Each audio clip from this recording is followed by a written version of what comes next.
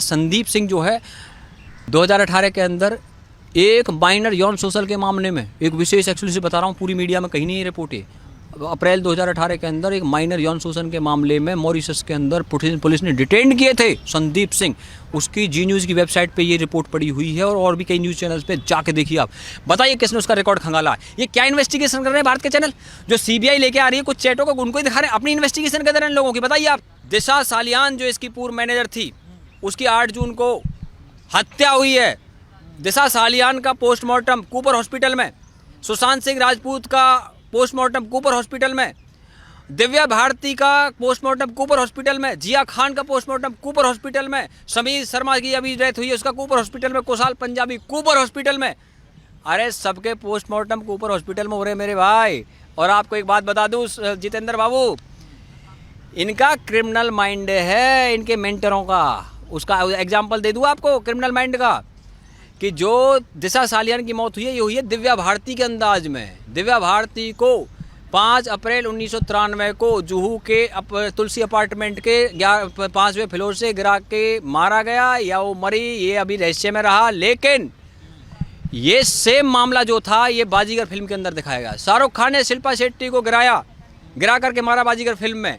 ये फिल्म जो रिलीज हुई थी 12 नवंबर 1993 को, और दिव्या भारती की डेथ हुई है 5 अप्रैल 1993 को, यानी उसी साल में ये फिल्म रिलीज हुई है बाजीगर। और इस फिल्म की स्क्रिप्ट किसने लिखी है पता आपको? रॉबिन भट्ट, जो कि महेश भट्ट के भाई हैं। और रॉबिन भट्ट जो है वो उसकी मदर थी, हिंदू माँ से है वो, और जो महेश भट्ट है वो मुसलमान माँ शिरीन मोहम्मद से है। इनके जो पिताजी थे नाना भाई भट्ट, उसकी 2 वाइफ थी, एक हिंदू वाइफ थी हेमलता, जिसके बेटे रॉबिन भट्ट जिसने बाजीगर फिल्म की स्क्रिप्ट लिखी, और दूसरे जो उसकी वाइफ थी नाना भाई भट्ट की, वो कौन थी? शिरीन मोहम्मद, जिसके बेटे महेश भट्ट हैं। और महेश भट्ट कश्मीरी पंडित है, नाना भाई भट्ट। उनको कश्मीरी पंडितों की आवाज़ उठानी चाहिए थी, लेकिन उन्होंने कश्मीरी पंडितों की आवाज़ नहीं उठाई। बॉलीवुड के अंदर ये कहते हैं ना भाई वहाँ पे इनका कहाँ से इनको माफिया बता रहे हो, मैं बताता हूँ माफिया को बता रहे, सबूत लो।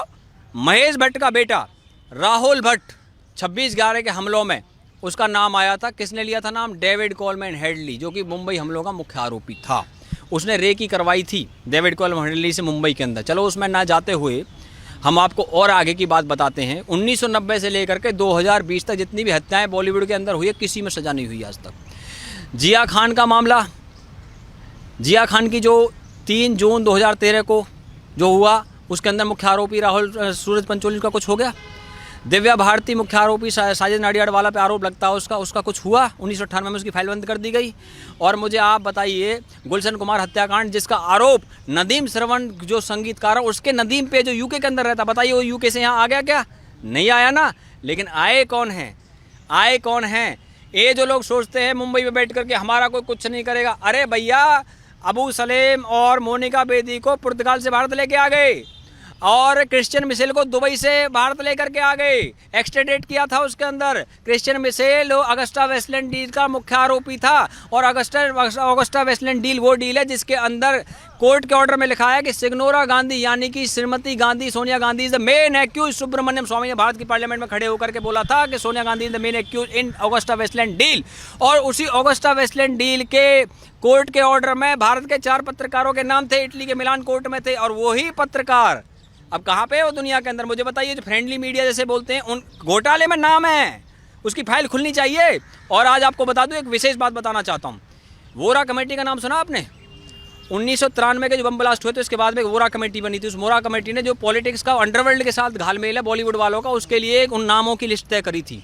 और वो वोरा कमेटी की रिपोर्ट आज तक जो है पब्लिक नहीं की गई है, केवल उसके 20 पेज पब्लिक किए गए हैं, बाकी पेज नहीं पब्लिक किए गए। आज मैं भारत के होम मिनिस्टर से चाहता हूँ वो धमाका कर देगी भारत के अंदर। वो उस रिपोर्ट के अंदर ऐसे नाम हैं, उसमें दाऊद इब्राहिम की डी कंपनी से जिन लोगों के संबंध थे मुंबई और दिल्ली के अंदर, उन लोगों के नाम वोरा कमेटी के अंदर है। वोरा कमेटी की रिपोर्ट एक्सपोज की जानी चाहिए, क्योंकि भारत के पत्रकार भी, आपको पता है कि भारत का सुप्रीम कोर्ट रात को 3 बजे खुला, 25 एडवोकेट गए। किसके लिए खुला? दाऊद इब्राहिम की डी कंपनी का गुंडा था वो याकूब मेमन, जिसके लिए भारत का सुप्रीम कोर्ट खुला था। दुबई में बैठ करके उन लोगों ने यहाँ भारत के सुप्रीम कोर्ट के लिए एडवोकेट भिजवा दिए। और जहाँ तक बात है, आपको मैं बता दूँ, आज ड्रग्स के मामले सामने आ रहे। अरे भैया, ड्रग्स के मामले, जितेंद्र जी, मैं एक ऐसा व्यक्ति हूँ, ये तो जब अभी सुशांत का केस आ गया इसलिए चैनल वाले बोल रहे हैं, हम तो पहले से भी जब इन चीज़ों की चर्चा करते रहे हैं, क्योंकि ये money laundering, drugs casting couch, इसका सारा जो वहाँ पे घालमेल है, ये एक मामला नहीं है, ये मल्टीपल मामले हैं। मल्टीपल मामले कैसे, उदाहरण के साथ बता देता हूँ। बंटी सचदेव कॉर्नरस्टोन कंपनी का सीईओ, कॉर्नरस्टोन कंपनी के अंदर दिशा सालियान काम करती थी, कॉर्नरस्टोन के अंदर ही श्रुति मोदी काम करती है। जो ये श्रुति मोदी है, ये एक्स मैनेजर है किसकी, सुशांत सिंह राजपूत की। और श्रुति मोदी जो उसके अंदर मैनेजर रही है, तो कॉर्नरस्टोन की जो कंपनी का मालिक है बंटी सचदेव, उसको कल इंटेरोगेट किया सीबीआई ने। बंटी सचदेव की जो बहन है सीमा सचदेव, वो सोहेल खान की वाइफ है, और उनके अरबाज खान के संबंध है, ह्यूमन के साथ संबंध है बंटी सचदेव के। बंटी सचदेव जो है वो विराट कोहली, केएल राहुल, रविंद्र जडेजा, युवराज सिंह, इनके ब्रांड को मैनेज करते हैं। सानिया मिर्जा का मैनेज करते हैं। हरियाणा की जो जाट छोरी विनेश फोगाट है, उसका ब्रांड मैनेज करते हैं। और इसकी जो कंपनी है कॉर्नरस्टोन, उसकी वेबसाइट पर जाइए, वो कहते हैं किंगडम ऑफ 7 ड्रीम्स, यानी किंग ऑफ 7 ड्रीम्स, जो 7 किंगडम्स का मैं किंग हूँ, ऐसा उसके वेबसाइट के अंदर लिखा है। तो उसको इंटेरोगेट किया गया है। तो उसका जो क्रिकेट, बॉलीवुड, पॉलिटिक्स, तीनों जगह मामला है।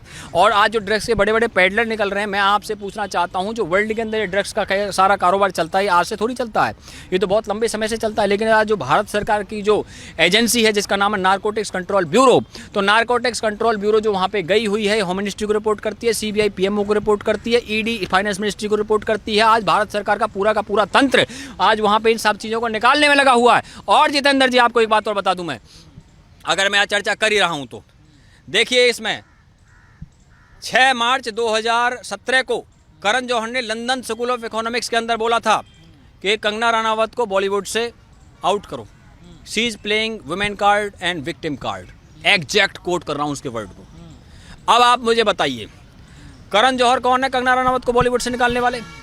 करण जौहर को क्यों चिढ़ हो रही है भैया इस चीज़ की? करण जौहर सबसे पहले इस बात का जवाब दें कि अप्रैल 2018 के अंदर उसके घर पे जो पार्टी हुई थी, उस पार्टी पे ड्रग्स की पार्टी बताया जा रहा है, उस पर आरोप लगे थे ड्रग्स लेने के। तो मैं आपसे जानना चाहता हूं, आप मुझे बता दीजिए कि करण जौहर की पार्टी में कौन कौन लोग शामिल थे? रणबीर कपूर था, अर्जुन कपूर था, मलाइका अरोड़ा थी, दीपिका पादुकोण थी, विक्की कौशल थे, उसके अंदर ये वरुण धवन था, शाहिद कपूर था।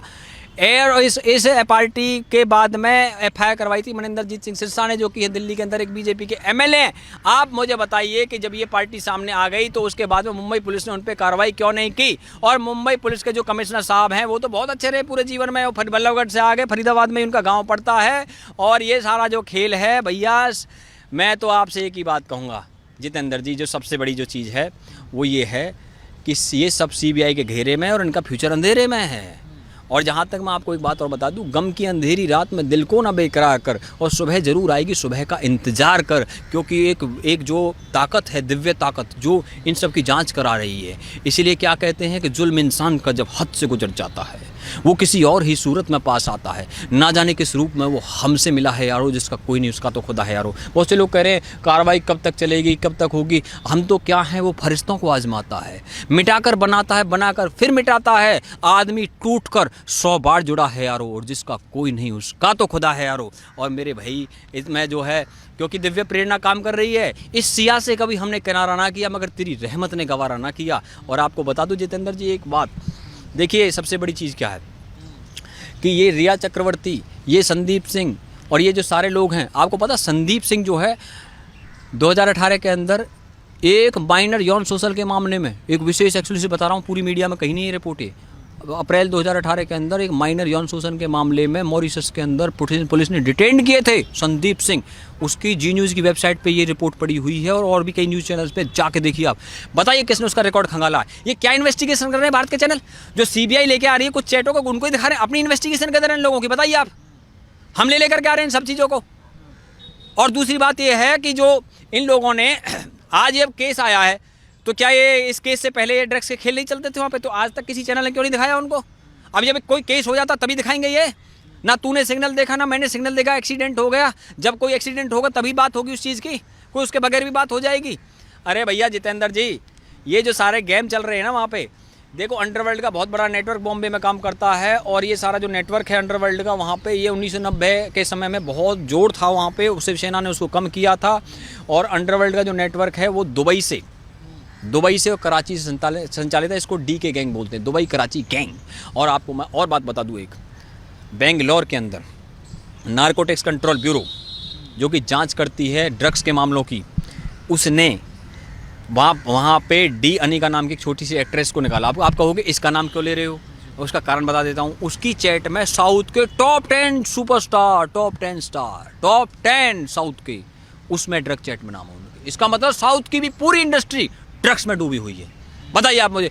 और वो ड्रग्स बेंगलोर में कहाँ से आया था? ब्रुसेल्स, जो कि बेल्जियम की राजधानी है। और वहाँ पर एक बहुत बड़ा इवेंट फेस्टिवल होता है जिसमें पूरे यूरोप के लोग आते हैं। उसके अंदर ड्रग्स का बहुत बड़ी पार्टी उसमें आयोजित होती है। उसका टुमारोलैंड नाम का वो फेस्टिवल है। टुमारोलैंड फेस्टिवल से वो ड्रग्स बॉम्बे के अंदर आया। कौन सा था? उसमें मैथालीन, कोकेन, मरिजुआना, MDMA, PCB ड्रग्सों के नाम बता रहा हूँ, ये थे वहाँ पर। और R रविंद्रन डी कनिका को वहाँ पे उन्होंने डिटेन किया, अरेस्ट किया। अब आपसे मैं पूछता हूँ कि इन सब के तार जो हैं, मैं आपसे पूछता हूँ सिर्फ सुशांत केस के अंदर, जितेंद्र जी आप बताइए, सुशांत केस के अंदर जो 5-6 लोग हैं, केवल उन पे ही सज़ा होनी चाहिए या जो पूरा का पूरा जो वहाँ ड्रग्स का धंधा चलता है इस पीढ़ियों को बचाने के लिए काम चलना चाहिए? मैं आपसे पूछता हूँ। मैं भारत की जनता से भी जानना चाहता हूँ, आपको सिर्फ जो है सुशांत के मामले में तो उनको तो सज़ा होगी ही होगी, कोई रोक नहीं सकता, लेकिन क्या सिर्फ उनको, आपको सिर्फ उन पे ही कार्रवाई चाहिए या जो पीछे सारा जो ड्रग्स की दुनिया है इसको ख़त्म करना चाहिए? बताइए आप मुझे।